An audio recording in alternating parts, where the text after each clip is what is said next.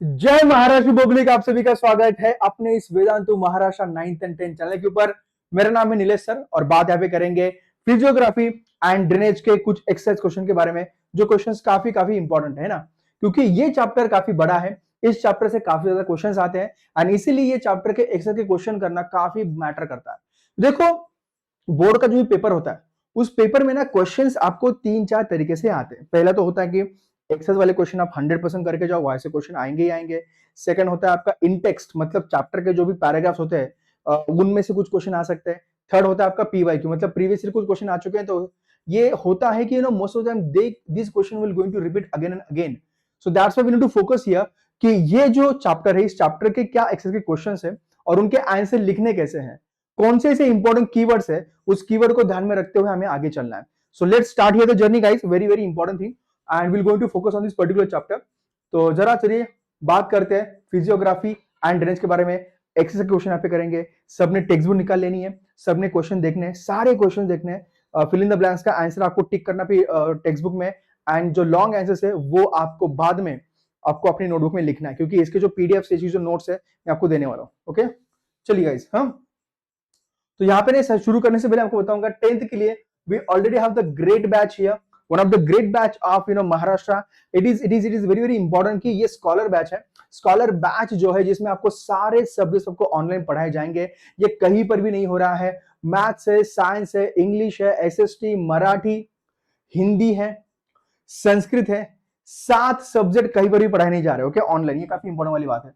तो ये जो बैच आपको मिल रही है 2999 में, जो काफी इंपॉर्टेंट है, उसके बाद आपको यही बैच का ना एक प्राइम कॉम्बो मिल रहा है जिसमें आपको मिलेंगे 4 बुक्स आपको मिलेंगे, जिसमें मैथ्स 1, मैथ्स 2, साइंस 1, साइंस 2 की बुक्स यहाँ पे होंगी, जो काफी इंपॉर्टेंट। ओके, तो चलिए गाइस, ये तो बैच रही। मैं आपको बताऊंगा ये सारे जो बैचेस में से और एक इंपॉर्टेंट बैच मैं आपको बताने वाला हूं। ओके, जो काफी महत्वपूर्ण है आपकी पढ़ाई के लिए, वो है आपकी अजिंक्य बैच।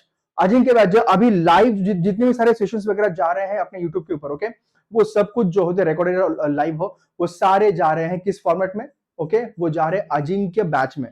ओके, तो अजिंक्य बैच आप सबके लिए है, it is very very important guys. And उसके बाद ना हम 11th एंड 12th के लिए we are preparing the batch over here.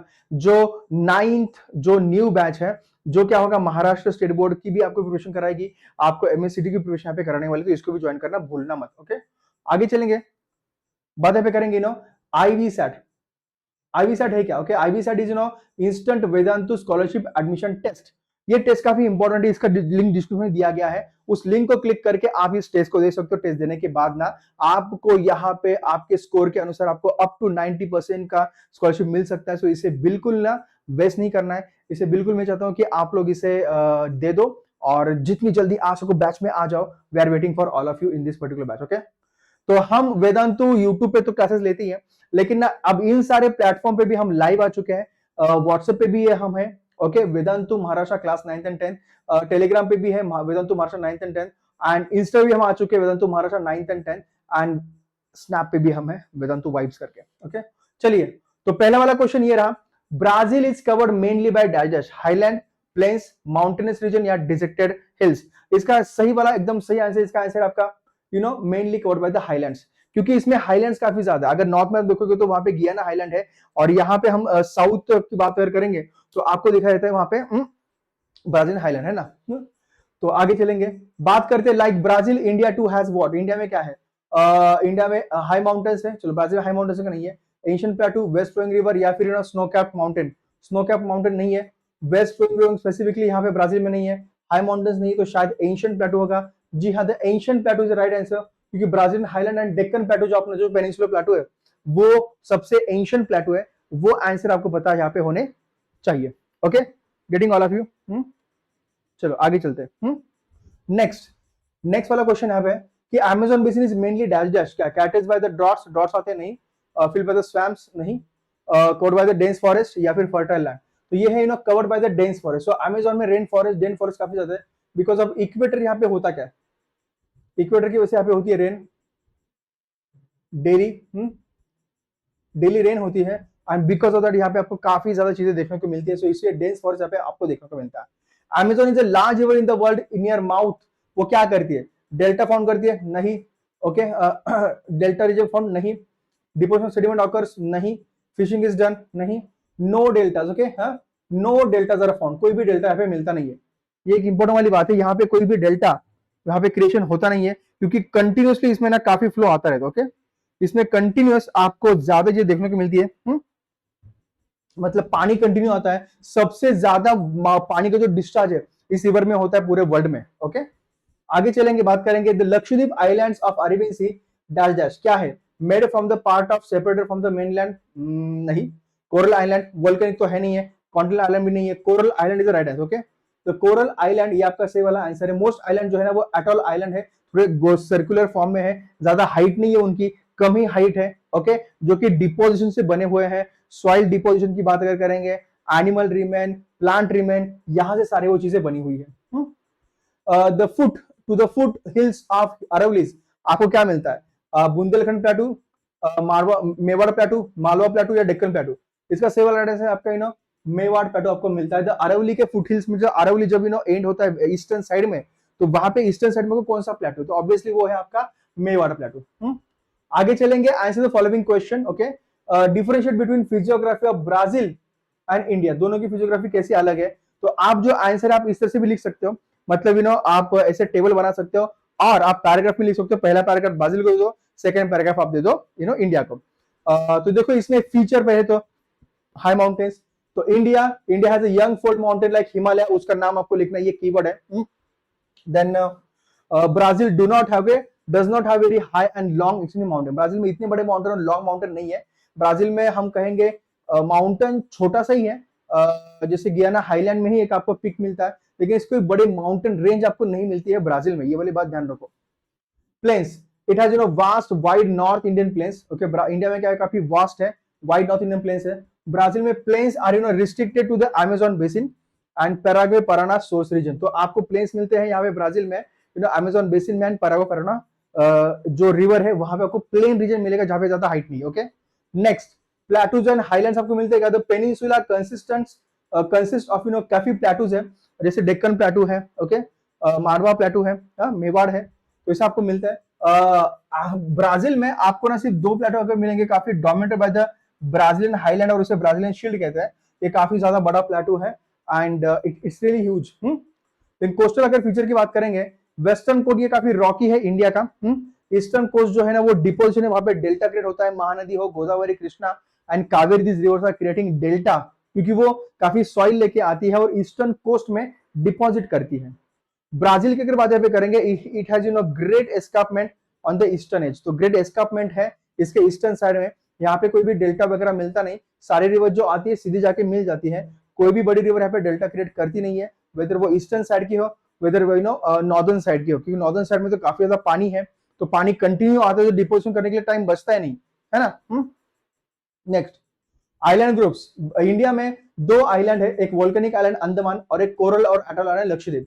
Brazil की बात करेंगे, ब्राजील में जो है कोस्टल आइलैंड से आपको मिलते हैं अमेज़न के नजदीक, जो हमने 12 जो आइलैंड की बात करेंगे, मरीन आइलैंड से top of the submerge mountains, ये आपको 200-300 किलोमीटर दूर तक सारे north and east, specifically eastern border में आपको देखने को मिलते हैं।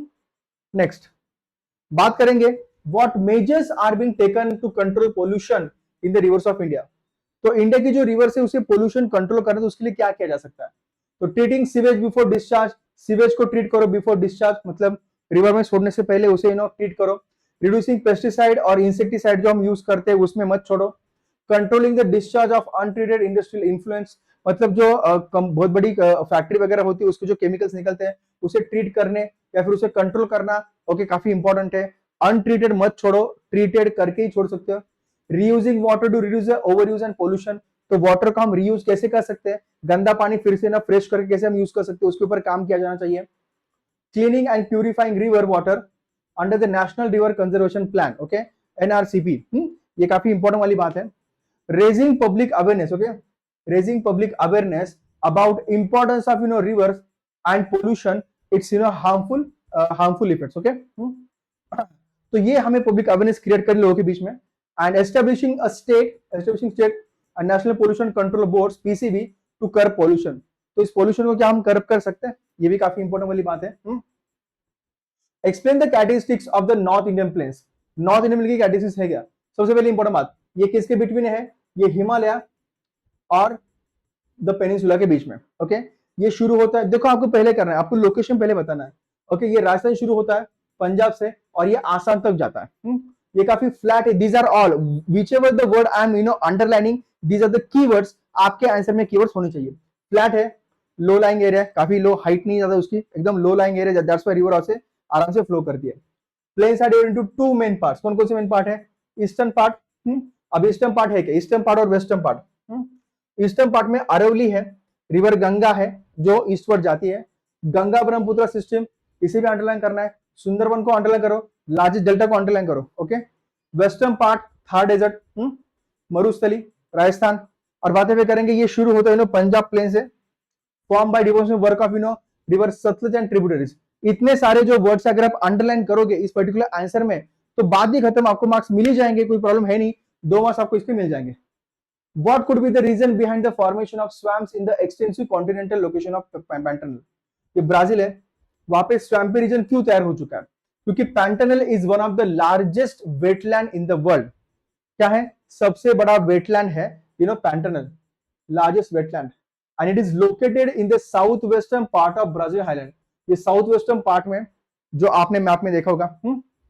This area forms the source region of Paraguay and paraná river. यही से आपको पैराग्वे और paraná रिवर आती हुई दिखाई देती है।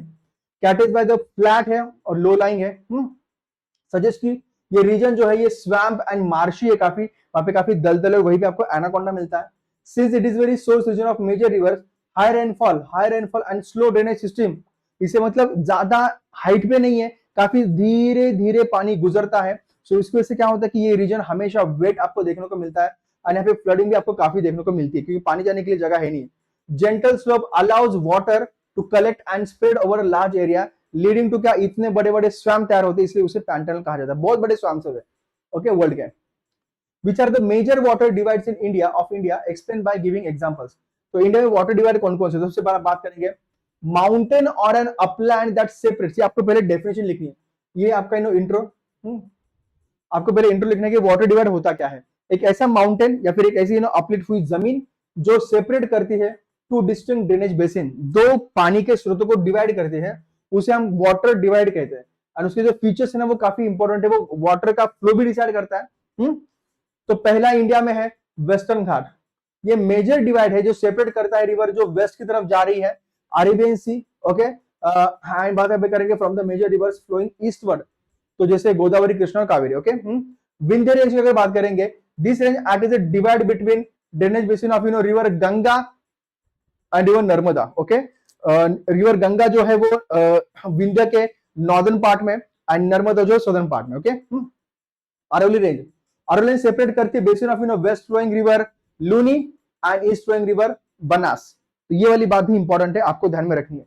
जो भी अंडरलाइन कर रहा हूं वो आपको लिखना है, जो भी हाईलाइट किया, जो भी बोल्ड लेटर में है उसे भी आपको अंडरलाइन करना है। सातपुड़ा रेंज ये डिवाइड करती है द रिवर नर्मदा नॉर्थ और river Tapi in the south. तो सतपुड़ा जो है नर्मदा और तापी के बीच में है, ये वाली बात ध्यान रखिए। विंध्य और सतपुड़ा के बीच में नर्मदा रिवर यहाँ पे ट्रेवल करती है, तो ये भी काफी इंपॉर्टेंट है। ओके, अमेजोन रिवर के बेसिन के लिए आपको आंसर ये शॉर्ट में लिखना है, जो कि 2 मार्क्स के लिए है। यहाँ पे हम एक्सपेक्ट कर रहे हैं 40 to 60 वर्ड्स यहाँ पे आने चाहिए, एंड 4 to 6 पॉइंट्स। ओके, क्योंकि जनरली हम यहाँ पे एक्सपेक्ट करते हैं, क्योंकि वी वांट कि कोई भी आप पॉइंट मिस ना करो, आपके पास ज्यादा पॉइंट्स अगर हो तो एग्जामिनेशन में आपको फायदा होता है। तो Amazon river originate in the eastern slope. आपको बताना है कि ओरिजिनेट कहां पे होती है, ईस्टर्न स्लोप, एंडीज माउंटेन को अंडरलाइन करो, पेरू को अंडरलाइन करो। Okay, then Amazon river has an exceptionally high discharge, काफी ज्यादा डिस्चार्ज है। कितना पानी वो लाती है? Approximately 2 lakh cubic metre per second, इतना ज्यादा पानी वो लेके आती है। इतना फ्लो कंटिन्यूसली पानी का होता है, बारिश का होता है, बहुत सारी जो ट्रिब्यूटरी उसकी जो आके मिलती है उसका भी होता है। And this immense volume of water is very crucial to its characteristics. Due to this huge discharge, the powerful current of Amazon washes away the sediments load supplied from its vast catchment area. तो ये जो sediments है ना वो बह जाते हैं समुद्र में, तो मतलब ना वो जमा करने के लिए टाइम बचता है क्योंकि पानी कंटिन्यू आ रहा है पीछे से। So consequently the sediments are not deposited at the river, इसीलिए ना आपको फॉर्मेशन ऑफ डेल्टा जो है ना प्रिवेंटिंग टिपिकल डेल्टा फॉर्मेशन, ये आपको अंडरलाइन करना है। और एक इंपॉर्टेंट बात, जैसे अगर माउथ की बात करेंगे, माउथ मतलब होता क्या है रिवर का, जो रिवर जो होती है वो ओशन को मिलती है उसे माउथ कहते हैं। Okay, is largely divide of dense network of distributor. अब डिस्ट्रीब्यूटर होता क्या है, जब रिवर आपको मिल रही है तो इतना बड़ा पानी लेके आती है कि वो ना पानी से फैल जाता है, इसे कहते हैं डिस्ट्रीब्यूटर। ओके, ऐसे डिस्ट्रीब्यूटरी होती है। तो डिस्ट्रीब्यूटरी काफी ज्यादा है अमेजोन में, विच इज जब वो मिल रही है ओशन को, which is common and characteristic of found the deltas of most reverse. Instead of delta, ये जो series of islands delta create करने के बजाय यहाँ पे वो क्या क्रिएट करती है, आपको बहुत बड़े आइलैंड आपको देखने को मिलते हैं क्योंकि पानी काफी जोरों से आ रहा है। Okay, islands has developed along the ocean, तो ये along the Amazon Atlantic ocean के यहाँ पे। At this mouth Amazon channel is remarkably काफी बड़ा है, 150 किलोमीटर का ये चैनल काफी बड़ा है। इतनी बड़ी वो विड्थ लेके आती है 150 किलोमीटर। ये आपको ध्यान रखें 150 किलोमीटर ये छोटा नंबर नहीं है, 150 किलोमीटर सिर्फ उसका माउथ है भाई। सिर्फ वो मतलब इतना बड़ा एरिया वो कवर करती जब वो ओशन को मिल रही है, मतलब इमेजिन करो कितना ज्यादा पानी वो लेके आती है। वी कैन नॉट इमेजिन इतना बड़ा। Okay, the depth and consistent flow, depth भी काफी ज्यादा है, फ्लो भी काफी ज्यादा है। Okay, most of the Amazon reverse course, so naturally ये सुटेबल है इनलैंड नेविगेशन के लिए, काफी डीप है ये, पानी काफी ज्यादा होता है एंड यहाँ पे बड़े बड़े शिप्स है वो भी यहाँ पे काम कर सकते हैं। हिमालयास, हिमालय, अगर देखो हिमालय कर सकते हो, आप हिमालय को ड्रॉ भी कर सकते हो। ओके, आप ऐसे भी दिखा सकते हो कि ये शिवालिक है, लेसर है, ग्रेटर है। अब ऐसे पंजाब है, कुमाऊं है, एंड आसाम है, आप ये भी हिमालय यहाँ पे दिखा सकते हो। गेटिंग ऑन, इस तरह से आप दिखाओ, कोई प्रॉब्लम है नहीं, इससे ना काफी बढ़िया एक एक्सपोजर जाता है एग्जामिनर में। तो Himalaya are recognised as one of the youngest, तो यंगेस्ट फॉल माउंटेन को अंडरलाइन करो। Then Asian continent extend from Pamir not in Tajikistan, इसे भी अंडरलाइन करो क्योंकि पता होना चाहिए एग्जामिनर को, पता चले कि तुम्हें पता ये शुरू कहां से होता है, एक्सटेंड ये कहां से कहां फैला हुआ है। Himalaya from Jammu Kashmir to the Arunachal Pradesh, ये यहां तक फैला हुआ है। Then structure and parallel ranges, the Himalayas are not a single, ये सिंगल नहीं, ये continuous range. Okay, Himalayas are not single, continuous ranges but a very complex, तो ये ना 1 2 3 रेंजेस है, तो ये कंटिन्यू फ्लो कंटिन्यू ऐसे फैली हुई है। तो पहले तो शिवालिक है, आउटर हिमालय, सदर्न मोस्ट है और यंगेस्ट है। लेसर है, लेसर हिमालय, ग्रेटर हिमालय, और उसके बाद ट्रांस हिमालय है जो नॉर्दर्न मोस्ट रेंजेस है, it is beyond the greater Himalaya, जो कि हम कहेंगे तिब्बत का कहीं ना कहीं वो पार्ट आते हैं। अगर इसका हम एज देखेंगे तो सबसे पहले जो बना था वो ट्रांस हिमालय बना, उसके बाद ग्रेट हिमालय बना, उसके बाद लेसर, उसके बाद शिवालिक बना। ओके, रीजनल अगर देखेंगे तो वेस्टर्न हिमालय है, उसे कश्मीर हिमालय कहते हैं, जिसे पंजाब हिमालय भी कहते हैं। सेंट्रल हिमालय है Kumaon Himalaya, and eastern Himalaya that is Assam Himalaya. तो ये भी आपको पार्ट लिखने हैं, फिर आपकी तो बात मतलब आपको 2 से 2 मार्क्स मिल जाएंगे। द कोस्ट ऑफ ब्राजील, तो ब्राजीलियन कोस्ट की बात करेंगे तो पहले आपको Brazilian coast line first point आपका होना चाहिए लेंथ एंड डिवीजन। तो लेंथ एंड डिवीजन में आपको यहाँ पे लिखना 7,400 किलोमीटर एंड 2 मेन सेक्शन है, नॉर्दर्न कोस्ट है और ईस्टर्न कोस्ट है। ये 3 पॉइंट पहले 3 अंडरलाइन कर लिए पहले पॉइंट में।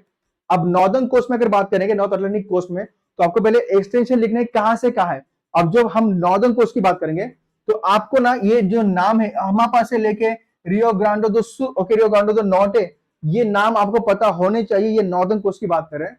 इसकी फीचर्स ये है कि आपको ना यहाँ पे मिलता क्या, ओके, यहाँ पे काफी रिवर्स का माउथ है, मतलब रिवर आके यहाँ पे मिल रही है अटलांटिक ओशन को, एंड अमेजोन रिवर काफी इंपॉर्टेंट है। एक लो लाइंग एरिया आपको यहाँ पे देखने को मिलता है। नॉर्दर्न कोस्ट एक लो लाइंग एरिया है, काफी प्लेन है, वहां पे कोई माउंटेन नहीं मिलता। इसका फीचर जो है ना, अगर हम देखेंगे यहाँ पे मराजो आइलैंड आपको मिल रहा है, मराजो आइलैंड है, मराजो एंड साओ मार्कोस बे है। मराजो आइलैंड एक ऐसा आइलैंड है जो अमेजोन रिवर की वजह से यहाँ पे क्रिएट हो चुका है। तो ये वाले अंडरलाइन कर लो सारे वर्ड्स, क्योंकि एग्जामिनर सिर्फ वही वर्ड्स देखेंगे and they will give you the marks regarding this one guys. Eastern coast की अगर हम बात यहाँ पे करेंगे, ये जो है ये कहां से आ रहा है देखो, ओके, ये रियो ग्रांडो दो नॉर्ते से आ रहा है रियो ग्रांडो दो सुल तक। ओके, ये लेवल आप ध्यान रखो। While it receives many smaller river यहाँ पे, ओनली मेजर रिवर जो आती है वो सैन फ्रांसिस्को है। Okay, Brazilian coast is famous for its large number of pristine beaches. तो ये जो बीच है ईस्टर्न कोस्ट, यहाँ पे लगभग ना 150-200 किलोमीटर के दूर दूर के ऐसे काफी बीचेस है। तो सबसे जो बड़ा बीच है आपको मरीना बीच आपको दिखा देता है, या सॉरी कसिनो बीच, जो काफी बड़ा है and it is around 200 kilometre approximately लंबा है। इंडियन पेनिनसुला की बात अगर करेंगे तो इंडियन पेनिनसुला में आप ना इस तरह का ना इंडिया का मैप ऐसे निकाल सकते हो and then you will going to understand. यहाँ पे फिर आप ना ड्रॉ कर सकते हो भाई। यहाँ पे ना वेस्टर्न घाट है, यहाँ पे ना ईस्टर्न घाट है, तो इनके दोनों के बीच का जो रीजन है ये रीजन, तो आप इंडियन पेनिनसुला ऐसे बता सकते हो। तो लोकेशन ये बता दिया ना, तो भाई आपकी बल्ले बल्ले, एग्जामिनर को ऑलरेडी आपने इंप्रेस कर लिया था। ओके, मैप आपको ड्रॉ करना है, हाथ से भी कर सकते हो, ऐसे कुछ नहीं कि भाई सिर्फ पेंसिल से ही करना है या फिर प्रॉपर मैप चाहिए, बिल्कुल नहीं, आप हाथ से भी कर सकते हो। द पेनिनसुलर प्लेटू ये काफी सिग्निफिकेंट है ओके इन डिविजन्स। तो इसमें बात करेंगे इसका शेप एंड लोकेशन कैसा है। It is the largest physiography unit of India, सबसे बड़ा फिजियोग्राफिक यूनिट है जो हम बात करेंगे नॉर्थ से आता है एंड ट्रायंगुलर शेप में, जो हमने थोड़ी देर ट्रायंगुलर शेप में है कि नहीं। कंपोजिशन की बात करेंगे, ये ना एंशिएंट क्रिस्टलाइन है, इग्नियस है एंड मेटामॉर्फिक रॉक से बना हुआ है, जो काफी ओल्डेस्ट है। जो इंडियन लैंडमास पहले यूरेशिया से कनेक्टेड नहीं था, एशिया एंड यूरोप से कनेक्टेड नहीं था, तब से ये इंडिया का, तब से ये पार्ट है ओके इंडिया का। And it is the most stable landmass in the world. It is characterized by the numerous plateau, say Malwa प्लेटो आपको मिलेगा, डेक्कन प्लेटो आपको मिलेगा, इसमें हिल रेंजेस भी आपको मिलते हैं।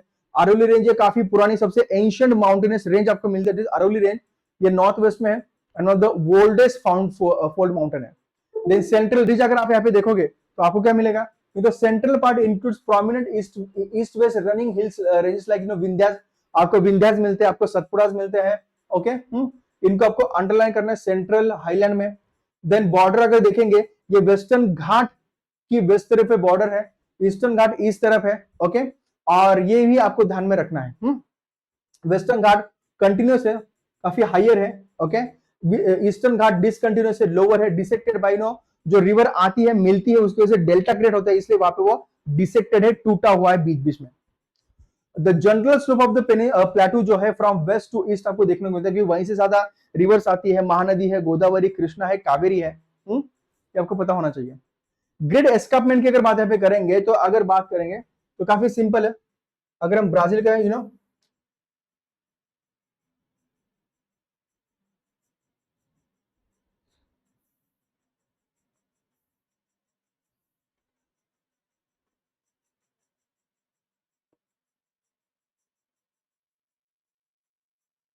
ओके, अगर हम ब्राजील को ऐसे अगर ड्रॉ करके चलते हैं,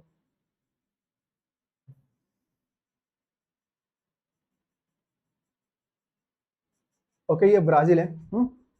अप्रोक्सीमेटली आपको ब्राजील इस तरह देखने को मिलता है, जो काफी एक इंपॉर्टेंट वाला, इस तरह से ब्राजील ओके। तो ब्राजील के इस वाले अगर पार्ट में देखेंगे तो यहाँ पे आपको मिलता है great escarpment okay, is a great escarpment okay, ये ग्रेट एस्कार्पमेंट। तो आप इतना भी मैप अगर ड्रॉ करते हो okay, if you are drawing this particular map, तो आपको ना बातें काफी आपकी सिंपल हो जाएगी, मतलब ना एग्जामिनर काफी खुश हो जाएंगे।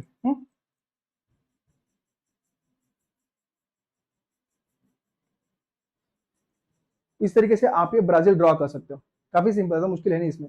तो ये अंदर से ऐसे ड्रॉ करो तो चीजें काफी आपकी सिंपल हो जाएगी। चलो देखते आगे।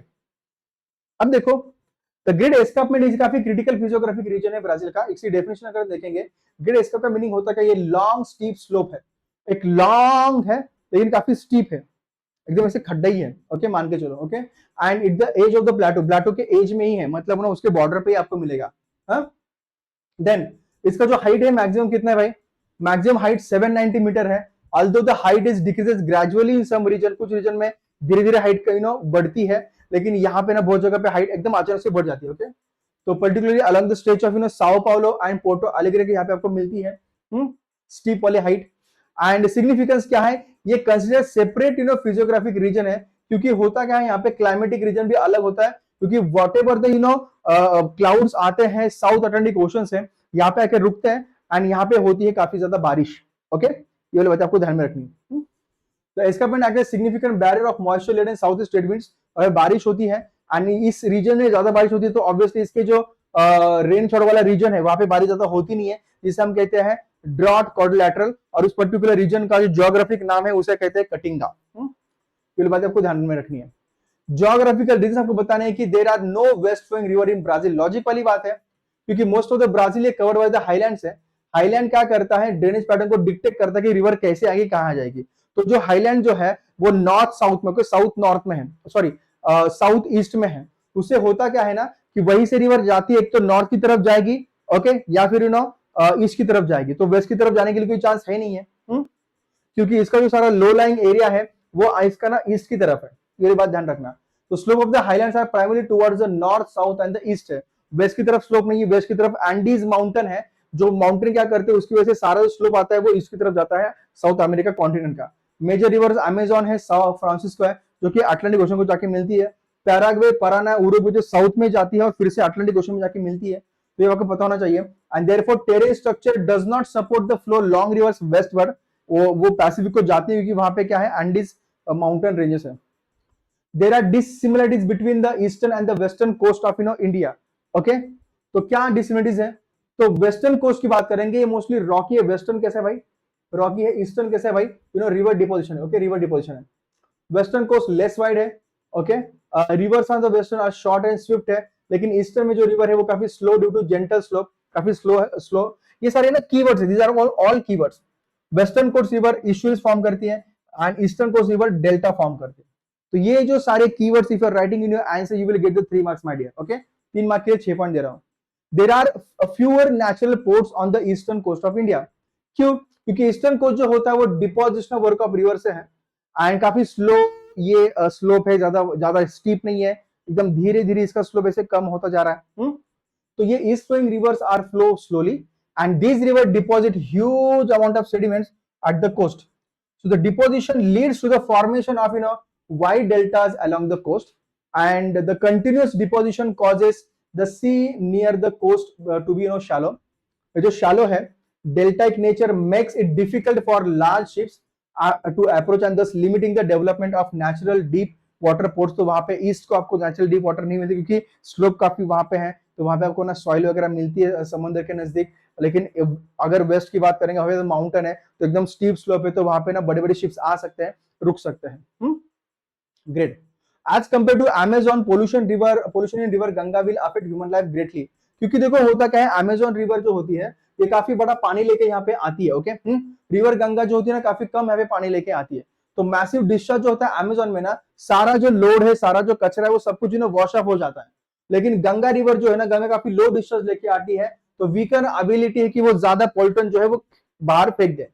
तो गंगा जो होती है मोस्ट डेंसली, क्योंकि स्लो एक वहां पे रिवर चलती है एंड उसके नजदीक रहने के लिए जगह भी है। ऐसे नहीं कि भाई डेली बारिश होती है, तो अमेजोन में तो डेंस फॉरेस्ट, वहां पे रहना काफी मुश्किल है, तो वहां पीपल रह नहीं पाता। वैसे गंगा में है नहीं है। गंगा में एक तो 2 तरह से पानी मिलता है, एक मिलता है बर्फ से पानी मिलता है समर में, जो मेल्ट होती है आइस, एंड सेकंड मिलता है आपको मानसून में।